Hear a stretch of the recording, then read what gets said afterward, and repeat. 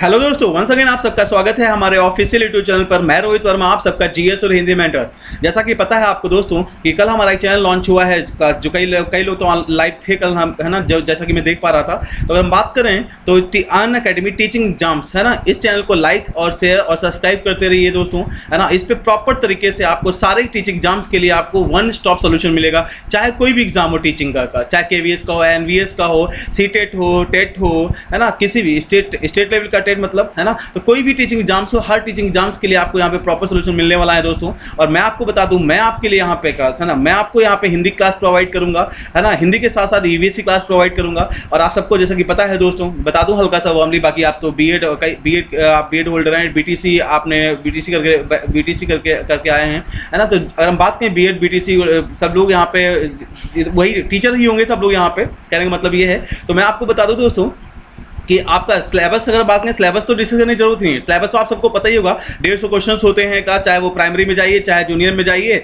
चाहे सीटेट में आइए, चाहे टेट में आइए, है ना। तो अगर हम बात करें 150 क्वेश्चन होते हैं, 150 मिनट का होता है ना। और 5 सब्जेक्ट होते हैं, 5 सेगमेंट होते हैं, और 5 सेगमेंट के 30 क्वेश्चन होते हैं। तो कितने क्वेश्चन हो गए? 30 × 5, 150 क्वेश्चन, 150 क्वेश्चन क्लास। अगर हम बात करें तो इसमें हम जो डील करेंगे आपको, वो हिंदी का पोर्शन डील करेंगे, है ना। और बात करें ईवीएस का पोर्शन डील करेंगे। और आप सबको पता है दोस्तों, ईवीएस की अगर बात करें तो ईवीएस आपके प्राइमरी लेवल में आती है, जूनियर लेवल में नहीं। जूनियर लेवल पे अगर हम बात करें तो वहाँ पे सब्जेक्ट आता है पूरा आपका, सोशल स्टडीज या साइंस, इस तरीके से, है ना। और जूनियर प्राइमरी लेवल पे बात करें तो वहाँ पे ईवीएस आती है, कि वहाँ पे अगर हम बात करें सोशल स्टडीज या साइंस को अलग से नहीं पढ़ाया जाता, क्लब करके, है ना, एक इंटीग्रेटेड मैनर में आपको वहाँ पे एकीकृत रूप में वहाँ पे पढ़ाया जाता है। अगर हम बात करें एनसीएफ 2005 की, तो उसके अकॉर्डिंग हम बात करेंगे, बताएंगे आप एनसीएफ 2005 का क्या पूरा वहाँ पे प्रोस्पेक्टस है, क्या एजेंडा है उसका, एनसीएफ 2005 उसका डिस्कशन करेंगे हम फिलहाल। तो हम बात करें तो हम हिंदी में कैसे क्या पढ़ाएंगे आपको, और कैसे स्ट्रेटजी रहेगी पढ़ाने की रहेगी हमारी, है ना। और आप प्रॉपर उस पर कैसे फोकस करेंगे और कैसे फॉलो रहेगा उसका।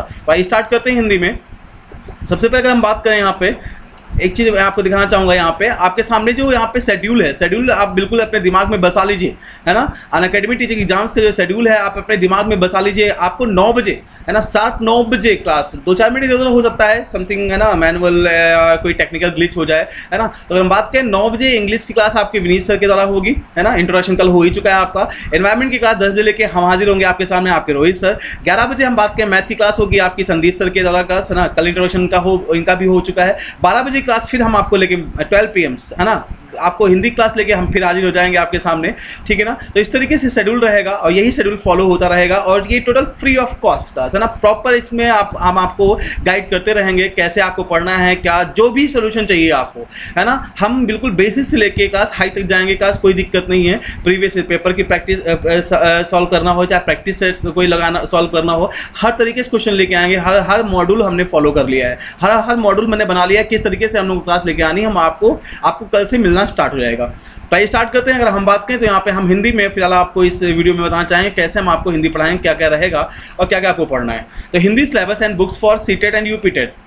सीटेट यूपीटेट डाल दिया मैंने, मेनली यही है एग्जाम। बाकी एनवीएस केवीएस के रिगार्डिंग भी आप यही चीज़ फॉलो कर सकते हैं, जैसा कि हम लेके चलेंगे आपको।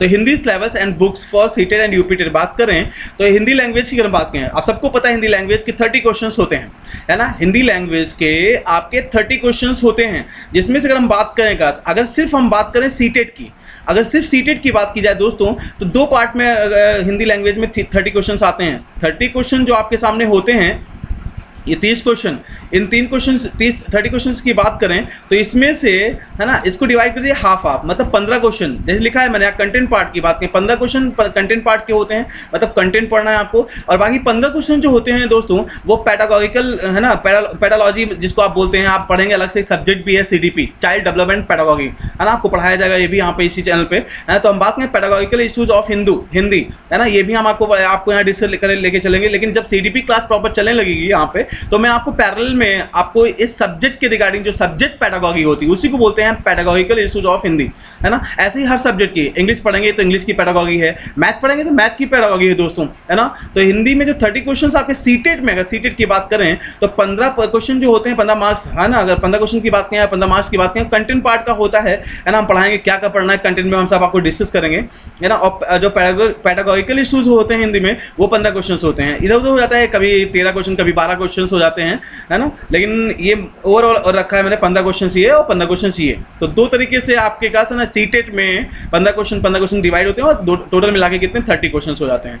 और अगर यूपी टेट की बात करें यहीं पे, है ना, यूपी टेट स्पेशली अगर यूपी टेट की जो यूपी से बिलोंग करते हैं उनकी बात करें, तो यूपी टेट में अगर हम बात करें तो सिर्फ फोकस करना है आपको कंटेंट पार्ट पे। वहां पे 30 के 30 क्वेश्चन जो होते हैं ना दोस्तों, वो आपकी टोटल किससे होते हैं, कंटेंट पार्ट से होते हैं, है ना। पैडागॉजी क्वेश्चन 1 2 4 देखने को मिल जाएंगे, 2 4 हद से हद, वरना आपको टोटल फोकस करना है दोस्तों वहां पे किस पे, कंटेंट पार्ट पे, यूपी टेट में। तो ये बात हुई यहाँ पे। अगर हम बात करें सीटेट और, है ना, सीटेट और यूपी टेट के रिगार्डिंग कैसे क्या रहेगा आपका, कैसे क्वेश्चन, कितने क्वेश्चन रहते हैं, 30 क्वेश्चन, है ना। आपको यूपी टेट में सिर्फ आपको फोकस करना है कंटेंट पार्ट पे, और अगर सीटेट का कोई एग्जाम दे रहे हैं तो उसमें 50-50 क्वेश्चन आप 50-50% क्वेश्चन डिवाइड कर लीजिए। 15 क्वेश्चन कंटेंट पार्ट से आते हैं, 15 क्वेश्चन पैडागॉजी के आते हैं, ठीक है ना, सब्जेक्ट पैडागॉजी जिसको आप बोलते हैं, हम डील करेंगे उसमें प्रॉपर, है ना। तो हिंदी लैंग्वेज का थोड़ा सा और भी आगे बढ़े हैं। तो अगर हिंदी की भी यहाँ पे हम बात करें दोस्तों, हम कैसे पढ़ाते हैं, तो हिंदी की भी यहाँ पे दोस्तों अगर हम बात करें तो हम 2 तरीके से लेके चलते हैं। एक कॉन्सेप्चुअल टॉपिक होते हैं हिंदी के, और दूसरा होता है लर्न करने वाला टॉपिक। लर्न मतलब याद करने वाले टॉपिक, मेमोराइज करने वाले टॉपिक क्लास, है ना, मेमोराइज। तो अगर हम बात करें 2 टॉपिक, कॉन्सेप्चुअल के टॉपिक में अगर हम बात करें तो हम क्या क्या पढ़ाएंगे आपको। सबसे पहले पार्ट हिंदी में पार्ट ए लेके चलते हैं, और दूसरा पार्ट बी है हमारा, आगे हम बात करेंगे नेक्स्ट स्लाइड में, है ना, क्या उसमें लर्न करने वाले टॉपिक है। तो कॉन्सेप्चुअल टॉपिक की अगर बात करें दोस्तों, इसमें हमारे सामने आपके सामने मैंने टॉपिक दिए हैं। सबसे पहले भाई अगर किसी भी लैंग्वेज, किसी भाषा को सीखना स्टार्ट करोगे तो सबसे पहले उस भाषा के अक्षरों का ज्ञान, उस भाषा के वर्णों का ज्ञान होना चाहिए। इसीलिए सबसे पहले किसी भाषा में वहां की हम क्या पढ़ते हैं, वहां के वर्णों के बारे में पढ़ते हैं। तो हिंदी पढ़ना स्टार्ट करेंगे तो हिंदी में सबसे पहले हम हिंदी के वर्णों के बारे में पढ़ेंगे। और हर भाषा के वर्णों का एक क्रम होता है, एक माला होती है ना, एक क्रमबद्ध तरीका होता है वर्णों का, जिसको हम बोलते हैं वर्णमाला। तो सबसे पहले टॉपिक रहेगा हमारा वर्णमाला। वर्णमाला जब अक्षरों को सीख जाएंगे तो अक्षरों को सीखने के बाद आगे बढ़ेंगे। नेक्स्ट टॉपिक हम पढ़ाएंगे आपको संधि, है ना, कैसे संधि कितने प्रकार की होती है, कैसे आप अप्रोच डेवलप करेंगे। संधि का कोई क्वेश्चन कहीं भी एग्जाम में आएगा तो आपसे रुकेगा नहीं दोस्तों।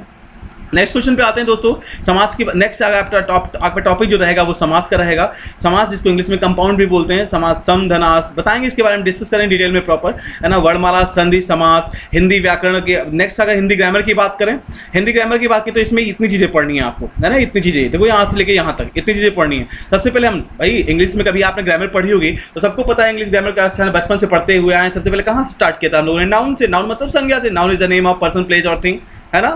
किसी व्यक्ति विशेष, वस्तु विशेष, स्थान विशेष के नाम को ही हम क्या बोलते हैं, संज्ञा बोलते हैं। ऐसे ही हिंदी व्याकरण की अगर हम बात करें तो यहाँ पे भी स्टार्टिंग कहाँ से होगी, नाउन मतलब संज्ञा से। संज्ञा पढ़ेंगे, फिर सर्वनाम पढ़ेंगे मतलब प्रोनाउन, फिर क्रिया पढ़ेंगे मतलब वर्ब पढ़ेंगे, है ना। फिर क्रिया जब पढ़ेंगे तो क्रिया में ये 2 टॉपिक पढ़ने होते हैं, धातु और काल। काल मतलब टेंस, है ना, present tense, past tense, future tense English में पढ़ाई होगा। और हम हिंदी, हाँ एक चीज़ और ध्यान रखना दोस्तों, जब मैं हिंदी पढ़ाता हूँ तो थोड़ा इंग्लिश से रिलेट करता हूँ, ताकि इंग्लिश, कई लोगों ने इंग्लिश में इंग्लिश ग्रामर काफ़ी अच्छे तरीके से पढ़ी होती है हम लोगों ने 10+2 लेवल तक, या हाई स्कूल में 10th लेवल पे, तो थोड़ा रिलेट करेंगे तो आपको मजा आएगा। और बाकी हिंदी पढ़ाने जिस तरीके से हम पढ़ाएंगे ना, आप बस सुनते रहना दोस्तों, और मेरे कंटेंट को फॉलो करते रहना, आपको कोई दिक्कत नहीं आने वाली, ठीक है ना। तो हिंदी व्याकरण में संज्ञा पढ़ेंगे, फिर सर्वनाम पे बात करेंगे, क्रिया में ही इन 2 को क्यों पढ़ेंगे, क्योंकि क्रिया का धातु को क्रिया पढ़ने के बाद धातु और काल इसलिए पढ़ते हैं क्योंकि धातु और काल में खेल किसका है, क्रिया का ही है। कैसे आप देखेंगे, हम पढ़ाएंगे जब आपको डिटेल में। नेक्स्ट टॉपिक रहेगा हमारा विशेषण, है ना। विशेषण की बात करेंगे, क्या है क्या नहीं, इससे भेद कितने होते हैं, सारे भेद, और कैसे क्वेश्चन आते हैं, इस पर क्या अप्रोच आपको डेवलप करनी, सब बताएंगे हम। हर टॉपिक पे ऐसे रहेगा, क्या अप्रोच डेवलप करनी हर टॉपिक में, है ना, कैसे कॉन्सेप्ट बिल्डअप करना है, कैसे क्वेश्चन आपको डील करने हैं, किस तरीके से क्वेश्चन आते हैं, हर तरीके को लेकर चलेंगे दोस्तों। नेक्स्ट हम अगले टॉपिक पे आए। नेक्स्ट हमारा है क्रिया विशेषण, जिसको आप बोलते हैं एडवर्ब, है ना इंग्लिश में। तो क्रिया विशेषण की बात करें, कितने भेद होते हैं, क्या है क्या नहीं। फिर नेक्स्ट टॉपिक पे आएंगे। नेक्स्ट हमारा लिंग, जिसको इंग्लिश में बोलते हैं हम लोग क्लास क्या, सेक्स, है ना, लिंग, है ना। एक होता है लिंग मतलब क्या निर्धारण, है ना, कि कोई पुरुष जाति का है या स्त्री जाति का है ना। तो लिंग की बात करेंगे, लिंग में कितने भेद होते हैं, क्या क्या पढ़ना है, किस तरीके से क्वेश्चन आते हैं, सब बताएंगे। वचन, नेक्स्ट टॉपिक हमारा रहेगा वचन। वचन मतलब काउंटिंग, गणना, है ना, काउंटिंग, एक वचन या द्विवचन। हिंदी में आप सबको पता है काउंटिंग अगर एक की हो रही तो एक वचन, अगर एक से ज़्यादा की काउंटिंग होगी तो हमेशा किस में जाएगा दोस्तों, बहुवचन में जाएगा। तो एक वचन और बहुवचन की बात, 2 ही वचन होते हैं हिंदी में, अगर हम बात करेंगे तो वचन की बात करेंगे। फिर आगे नेक्स्ट हम टॉपिक पे आएंगे कारक। इंग्लिश में आपने पढ़ा होगा दोस्तों, जैसे केस पढ़ते हो ना, कारक, वैसे हिंदी में पढ़ते हैं हम लोग, है ना, इंग्लिश में पढ़ते हैं जैसे आप केस, वैसे हिंदी में पढ़ते हैं हम लोग कारक, है ना। कारक क्या होते हैं, कितने भेद होते हैं, सबने बचपन पढ़ा होगा। कर्ता ने कर्म को करण से, है ना, इस तरीके से, है ना, अधिकरण में पर, है ना, अपदान से अलग होने की स्थिति में, इस तरीके से पढ़ा होगा ना। सारी चीज़ें एकदम बेहतरीन तरीके लेके चलेंगे, आप परेशान ना होइए, बिल्कुल निसंकोच होकर बैठिएगा और सेशन को प्रॉपर तरीके से एकदम शांत मन से कूल होकर देखिएगा, कोई टेंशन नहीं होगी दोस्तों आपको। नेक्स्ट टॉपिक लेके चलेंगे हम कारक के बाद, जब नेक्स्ट टॉपिक पे आएंगे। नेक्स्ट टॉपिक हमारा शब्दांश। ये सब टॉपिक संज्ञा से लेके यहाँ तक, है ना, ये सारे टॉपिक आपके किसमें हैं, सारे हिंदी ग्रामर, हिंदी व्याकरण के अंतर्गत पढ़ना होता है इनको, ठीक है ना। तो वचन की बात करेंगे, वचन के बाद कारक की बात करेंगे, फिर शब्दांश पे आएंगे। शब्दांश क्या होते हैं बताएंगे हम डिटेल में आपको। आप सबको पता है दोस्तों कि कोई एक मूल शब्द होता है, उसके आगे एक छोटा सा शब्द लगा देते हैं तो नया शब्द बन जाता है ना। कोई एक मूल शब्द होता है, उसमें एक पीछे छोटा शब्द लगा देते हैं तो कोई नया शब्द बन जाता है ना। तो इसी मूल शब्द में, किसी भी मूल शब्द में आगे या पीछे छोटे छोटे शब्दों का प्रयोग करके जब किसी नए शब्द का निर्माण करते हैं का, है ना, नए शब्द का निर्माण होता है, तो जो आगे मूल शब्द में जो आगे एक छोटा शब्द लगा होता है ना, उसी को बोलते हैं हम शब्दांश, और जो पीछे लगा होता है उसको भी बोलते हैं हम शब्दांश। तो किसी शब्द में आगे या पीछे बस दो ही जगह हम छोटे छोटे शब्दों का प्रयोग करके एक नए शब्द का निर्माण कर सकते हैं। इसका मतलब मूल शब्द के जो अंश होते हैं वो दो प्रकार के हो सकते हैं गाइस, इसीलिए मूल शब्द उन्हीं को हम बोलते हैं शब्दांश। और कितने प्रकार के होते हैं, दो प्रकार के। इनके एक को बोलते हैं उपसर्ग, दूसरे को बोलते हैं प्रत्यय। उपसर्ग वो जो किसी मूल शब्द में आगे लगे होते हैं, प्रत्यय वो जो किसी मूल शब्द में पीछे लगे होते हैं, है ना। बात करेंगे डिटेल में कैसे आपको अप्रोच डेवलप करनी, क्या क्वेश्चन रहेगा, कैसे क्वेश्चन आते हैं, सब बताएंगे। नेक्स्ट टॉपिक जो रहेगा हमारा दोस्तों सॉरी नेक्स्ट टॉपिक रहेगा, नेक्स्ट टॉपिक पे आएंगे तो हमारा रहेगा वाक्य। वाक्य मतलब सेंटेंस, है ना। सरल वाक्य होता है, जटिल वाक्य होता है, का संयुक्त वाक्य होता है ना। वाक्य के इतने प्रकार होते हैं, कैसे क्वेश्चन आता है वाक्य के ऊपर, हम सब डिस्कस करेंगे प्रॉपर डिटेल में। नेक्स्ट टॉपिक हमारा रहेगा वाक्य शुद्धि। वाक्य शुद्धि की बात करें दोस्तों, जैसे इंग्लिश में हम बात करें, इंग्लिश से अगर रिलेट करें दोस्तों, तो इंग्लिश में आपने पढ़ा होगा स्पॉटिंग एरर या एरर डिटेक्शन, है ना। 4 सेंटेंस दिए होते हैं आपको, है ना, ABCD 4 ऑप्शन दिए होते हैं, है ना। एक बड़ा सा सेंटेंस दे देगा, उसमें 4 पार्ट बना देगा, ABCD नीचे अंडरलाइन करके लिख देगा और कहेगा इस वाक्य को पढ़कर बताइए इससे किस पार्ट में गलती है। पढ़ा ना ऐसा इंग्लिश में, ऐसे ही हिंदी में आता है दोस्तों, 4 वाक्य दे देगा, है ना, या एक बड़ा सा वाक्य दे देगा, उसमें 4 पार्ट में उसको तोड़ देगा और कहेगा वाक्य को पढ़कर बताइए, ये इन चारों ऑप्शंस को पढ़कर बताइए कि आपकी कौन सा वाक्य शुद्ध है या कौन सा वाक्य अशुद्ध है। इसी को बोलते हैं वाक्य शुद्धि, ठीक है ना। तो हम क्या अप्रोच रहेगी, क्या रूल्स रहेंगे, सब हम आपको डिस्कस करेंगे। नेक्स्ट टॉपिक रहेगा हमारा रस। रस कितने प्रकार के होते हैं, कोई बोलता है 8, कोई बोलता है 9, कोई बोलता है 11 का। कैसे क्या है कॉन्सेप्ट यहाँ पे सब बताएंगे हम। रस, है ना, भक्ति रस, वीर रस, है ना, सुरौत रस, सब सुना होगा आप लोगों ने, का क्या है, कैसे पढ़ना है, सब बताएंगे। तो रस के बाद, रस पढ़ने के बाद नेक्स्ट टॉपिक हमारा रहेगा अलंकार। अलंकार क्लास क्या होते हैं, कितने भेद होते हैं, शब्दालंकार होता है, अर्थालंकार होता है, शब्दालंकार के फर्दर भेद होते हैं, अर्थालंकार के भी फर्दर भेद होते हैं क्लास, है ना। आपने पढ़ा ही होगा बचपन में उपमा अलंकार, श्लेष अलंकार, है ना, ये सब पढ़ा होगा, उपेक्षा अलंकार, ये सब कैसे इनको आपको मेनली कॉन्सेप्ट कैसे बिल्डअप करने हैं, है ना। तो क्लास में मेरी रेगुलर रहोगे दोस्तों तो आपको कोई दिक्कत किसी भी कॉन्सेप्ट में नहीं आएगी। और दोस्तों ये जो मैं पढ़ाऊंगा ये और भी एग्जामों में आपको क्लास काफ़ी हेल्प करेगी, लेकिन मेनली मेरा फोकस यहाँ पे इस चैनल पे रहेगा टीचिंग एग्जाम्स को लेकर क्लास, ठीक है ना। तो आइए नेक्स्ट क्लास अलंकार के बाद नेक्स्ट टॉपिक क्या है, 9th टॉपिक है हमारा क्लास। 9th टॉपिक में पढ़ेंगे कॉन्सेप्चुअल टॉपिक। ये कॉन्सेप्चुअल टॉपिक है सारे। कॉन्सेप्चुअल टॉपिक मतलब इनमें कॉन्सेप्ट्स हैं, है ना, इसमें रटने की जरूरत नहीं है, कॉन्सेप्ट समझना है, कॉन्सेप्ट बिल्डअप करेंगे हम आपके दिमाग में, क्वेश्चन तो अपने आप कर लोगे दोस्तों। नेक्स्ट टॉपिक पे आएंगे हम छंद, है ना। आपने बचपन में सुना होगा, है ना, कि चौपाई होता है, सोठा होता है, दोहा होता है ना, ये सब होते हैं ना। तो ये, और कभी आपने क्लास देखा होगा कि उसमें मात्राएं काउंट की होंगी आपने, कभी एक दोहा दिया होता है या एक श्लोक या एक हिम्न टाइप का कोई दिया था, उसमें आपने मात्राएं काउंट की थी, है ना, कुछ किया था ना। यही सब अप्रोच आपको, यही कॉन्सेप्ट आपको सीखना है छंद में, है ना। नेक्स्ट टॉपिक पे आए, नेक्स्ट टॉपिक जो हमें पढ़ना है कैसे, 10th टॉपिक हमारा वो गद्य और पद्य। अगर हम बात करें ये टॉपिक सीटेट के लिए बहुत इंपॉर्टेंट है। अगर हम बात करें दोस्तों सीटेट की, तो सीटेट में मेनली इसी टॉपिक को पढ़ना है, सिर्फ सीटेट की अगर बात करें, है ना। सीटेट में हिंदी के पोर्शन पे सिर्फ इसी को पढ़ना है, ठीक है ना। सीटेट में सिर्फ इसी को पढ़ना है, गद्य और पद्य का। क्या होगा, आपको 2 पैसेज देता है गास, 2 पैसेज दिए होते हैं और उन पैसेज के बिहाफ पे आपसे क्वेश्चंस पूछता है दोस्तों, उन पैसेज के बिहाफ पे, है ना। तो कैसे आपको उन पैसेज को करना है, क्या अप्रोच रहेगी, सब सिखाएंगे हम। ये बाकी जो सिलेबस है ये यूपी टेट में है ना। जो सीटेट वाले हैं वो ध्यान दें, उनको सिर्फ 10 टॉपिक, 10वां टॉपिक, लेकिन इस टॉपिक को करने के लिए आपको बाकी इन सबकी थोड़ी थोड़ी नॉलेज होनी चाहिए। ऐसा नहीं कि इनको आप बाइकआउट कर देंगे, ठीक है ना। तो आपको गद्य और पद्य, है ना, यहाँ पे क्या होगा, आपको एक गद्य और पद्य मतलब हिंदी में क्या बोलते हैं, हिम्न, गद्य और पद्य, हिम्न और प्रोज, ठीक है ना। बात में प्रोज, जिसको हम बोलते हैं हिंदी में गद्य, जो कहानी के रूप में हो, है ना। हिम्न, जिसको हम हिंदी में बोलते हैं पद, जो कि कविता के रूप में लिखा हो, है ना। तो आपको एक कहानी के रूप में एक पैसेज देगा, है ना, और दूसरा एक पैसेज होगा कविता के रूप में होगा। उस पैसेज के बिहाफ पे का आपसे क्वेश्चन पूछता है, तो वो चीज़ हम यहाँ डिस्कस करेंगे गद्य और पद 10 टॉपिक के अंदर में। और ये आपका पूरा सीटेट में जो 15 क्वेश्चन आते हैं ना हिंदी के कंटेंट के बिहाफ पे दोस्तों, वो सिर्फ गद्य और पद इन्हीं पैसेज के बिहाफ पे आते हैं, जो कि हम डील करेंगे प्रॉपर सीटेट के बिहाफ पे। बाकी सारे टॉपिक जो हैं वो आपके किसके लिए हैं, यूपी टेट के लिए, ठीक है ना। लेकिन इन पैसेज को करने के लिए, गद्य और पद्य को करने के लिए आपको इन सारी चीज़ों की नॉलेज होनी चाहिए, तो इनको छोड़ना नहीं है, पढ़ना है इनको भी। नेक्स्ट टॉपिक पे आते हैं दोस्तों। नेक्स्ट टॉपिक है हमारे टॉपिक नंबर 11, जिसमें हम बात करेंगे हिंदी साहित्य की। हिंदी लिटरेचर, इंग्लिश में बोलते हैं हिंदी साहित्य, जिसमें आपने सुना होगा कि भक्ति काल, आदि काल होता है, भक्ति काल होता है, रीति काल होता है, आधुनिक काल होता है। हिंदी साहित्य को 4 काल में डिवाइड किया गया है ना। और हर काल में कुछ न कुछ कवि हुए हैं, उन कवियों की काश कोई ना कोई रचनाएं हैं काश, है ना। यहाँ से भी क्वेश्चन आपके, चाहे वो कोई भी टीचिंग एग्जाम हो, है ना, मेनली का सीटेट और टेट की बात करें तो इसमें भी आपको मेनली यूपी टेट में तो बहुत पूछता है, बुक्स एंड ऑथर्स से क्वेश्चन आते हैं। वही बुक्स एंड ऑथर वाला कॉन्सेप्ट हम आपको हिंदी साहित्य के टॉपिक के अंडर में पढ़ाएंगे, ठीक है ना। हर काल में कोई ना कोई कवि हुए हैं और उन कवियों की कोई ना कोई रचनाएं हम बात करेंगे, जो भी है पूरा प्रॉपर, है ना, प्रॉपर तरीके से आपको मिलेगा सब कुछ, ठीक है ना। आइए बात करते हैं नेक्स्ट। ये तो ही कॉन्सेप्चुअल टॉपिक की बात के जो हमें याद करने हैं टॉपिक का, जो हमें लर्न करने हैं, लर्न करने वाले टॉपिक की अगर हम बात करेंगे ना, इसमें कॉन्सेप्ट नहीं है, इसमें कॉन्सेप्ट बस एक ही जगह पे है, थोड़ा सा अगर मैं बताऊं तो एक ही जगह पे है, वो इस टॉपिक में है, टॉपिक नंबर 4 में, इस टॉपिक में तद्भव एंड तत्सम शब्द। इसमें थोड़ा सा कॉन्सेप्ट और थोड़ी सी ट्रिक है, जिसके बिहाफ पे आराम से तद्भव तत्सम शब्द को आप पहचान सकते हैं। बाकी जो आपके ऊपर के 3 टॉपिक, नीचे के 2 टॉपिक है ना, इन टॉपिक में आपको बस आपको अपना ही दिमाग चलाना है, लेकिन थोड़ा सा हेल्प हम कर देंगे, बाकी आप अपना थोड़ा दिमाग चलाएंगे तो आपके ये टॉपिक भी सारे हो जाएंगे। ये याद करने वाले टॉपिक, इसमें मैक्सिमम एफर्ट आपका है, बाकी थोड़ा एफर्ट हम कर देंगे अपनी तरफ से, ठीक है ना। तो याद करने टॉपिक में सबसे बड़ा टॉपिक है हमारा क्या, पर्यायवाची शब्द पढ़ेंगे, नेक्स्ट विलोमार्थी शब्द पढ़ेंगे, फिर अनेकार्थी शब्द पढ़ेंगे सॉरी एक्सक्यूज मी। जैसा कि इंग्लिश में पढ़ते हो आप सिनोनिम्स, है ना, पर्यायवाची, वही हिंदी में विलोमार्थी एंटोनिम्स का, है ना। अनेकार्थी शब्द की हम बात करेंगे, है ना, और तद्भव तत्सम शब्द की बात करेंगे।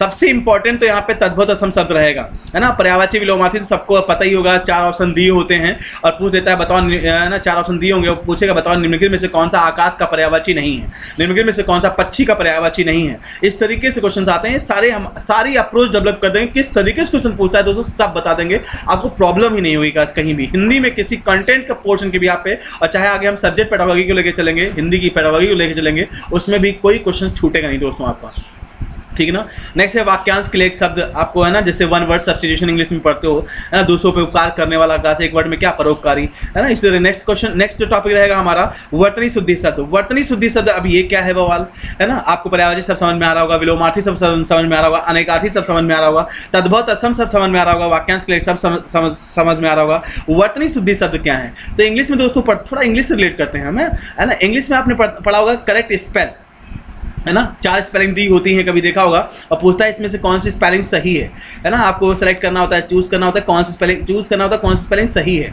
कमिश्नर कमिश्नर कमिश्नर कमिश्नर 4 बार लिख देगा और सही स्पेलिंग आपसे पूछ लेगा।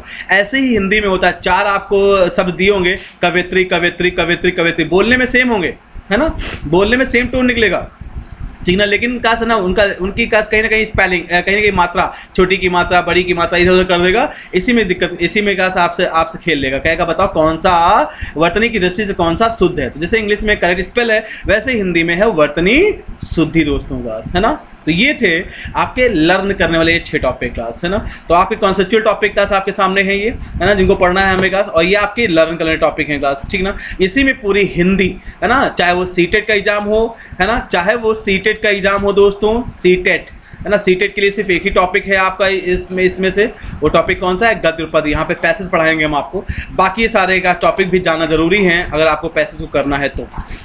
बाकी ऐसे इनको पढ़े बगैर भी इनकी अप्रोच है, हम वो भी आपको बता देंगे, लेकिन कैसे अगर हम बात करें इनको भी पढ़ लोगे तो आपके लिए अच्छा ही रहेगा, और पढ़ाएंगे तो पढ़ लोगे, क्या दिक्कत है बस, है ना, ठीक है ना। तो बाकी ये बात रही, और ये सारे टॉपिक हम बात करें, ये आपके लर्न करने टॉपिक हो गए। इसमें तद्भव तत्सम में हम ट्रिक बताएंगे कैसे आप याद रखेंगे, और आराम से आपके सारे क्वेश्चंस हो जाएंगे। तो ये थी बात हिंदी की, है ना, कैसे हम हिंदी में आपको लेके चलेंगे, कहा ना कॉन्सेप्चुअल टॉपिक कैसे रहेंगे और लर्न करने टॉपिक कौन कौन से हैं, इस तरीके से हम आपको डील करेंगे।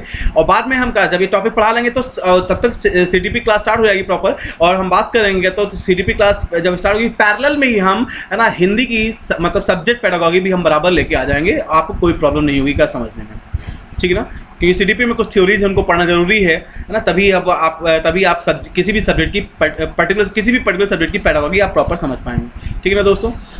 तो ये थी बात हिंदी के रिगार्डिंग। अब बात करें बुक्स की, तो बुक्स अगर आपको फॉलो करना है, पहली बात तो अगर हम बात करें जो मुझे रेगुलर क्लास फॉलो करेगा, मेरी वीडियो प्रॉपर देखेगा, है ना, जो मेरी क्लास स्किप नहीं करे कोई भी, तो मैं गारंटी बता रहा हूँ दोस्तों आपको बुक्स की ज़रूरत भी नहीं पड़ेगी। हालांकि ये कहते हैं अतिशयोक्ति हो गया, एक अलंकार है, पढ़ाएंगे हम आपको, है ना, तो ये अतिशयोक्त हो गया, कुछ ज़्यादा ही बोलते हैं, लेकिन फिर भी मैं अपने कंटेंट पे कॉन्फिडेंस रहता है दोस्त मुझे, है ना दोस्तों, कि मैं जितना पढ़ाऊंगा बस उतना ही मेमोराइज करके उतना ही दिमाग में सेट कर लेना, और सेट तो हो ही जाएगा। कॉन्सेप्चुअल टॉपिक तो मैं इस तरीके से पढ़ाऊंगा कि आपके दिमाग में सेट हो जाएगा, और वहीं पे बस आप सुनते रहना और देखते रहना क्या चल रहा है, ठीक है ना। क्वेश्चन अपने आप करना, क्वेश्चन कहीं से करना, कोई भी प्रैक्टिस से उठाना, कोई दिक्कत नहीं, कॉन्सेप्ट मेरे बिल्डअप करना। और हाँ, बुक्स की फॉलो करने की बात इसलिए नहीं करते क्योंकि मैं 3-4 बुक्स को मिला के यहाँ कॉन्सेप्ट आपके सामने रखूंगा, ऐसा नहीं किसी एक बुक से, 3-4 बुक्स को कॉन्सेप्ट मिला के एक जगह, एक बुक्स में आपको सारी चीज़ें मिलेंगी नहीं। आप देख लेना मार्केट में खंगाल डालेगी सारी बुक्स, एक बुक में आपको सारी चीज़ें मिलनी ही नहीं दोस्तों, ठीक है ना। तो आप टेंशन मत लीजिए, बुक्स फॉलो करना हो तो कैसे कर लीजिएगा, जो आपको अच्छी लगे वो बुक्स फॉलो कर लो, कोई दिक्कत नहीं है। टीचर बनने जा रहे हो आप, टीचर हो आप सब लोग, है ना, तो अगर हम बात करें तो बुक्स को ही फॉलो कर लो। वरना मैं अगर बात करूं तो मैंने यहाँ डाल दिया है बुक्स के बारे में, है ना, तो आपको फॉलो करना है तो अगर हम बात करें तो ये आपकी है ना, पृथ्वीनाथ पांडे है, इसको फॉलो कर सकते हो एक तरीके से आप, है ना। एक लोकल बुक्स है, हमारी लोकल बुक्स है, बहुत ही लोकल सी बुक्स है, कई लोग फॉलो भी करते होंगे, है ना। आदि पब्लिकेशन की बुक है, देख सकते हैं इस तरीके से, है ना, कोई दिक्कत नहीं है। बाकी हमारा कंटेंट मैं PDF बराबर आपको मिलती रहेगी मेरे कंटेंट की, कोई दिक्कत नहीं होगी, आप उसको फॉलो करते रहिएगा।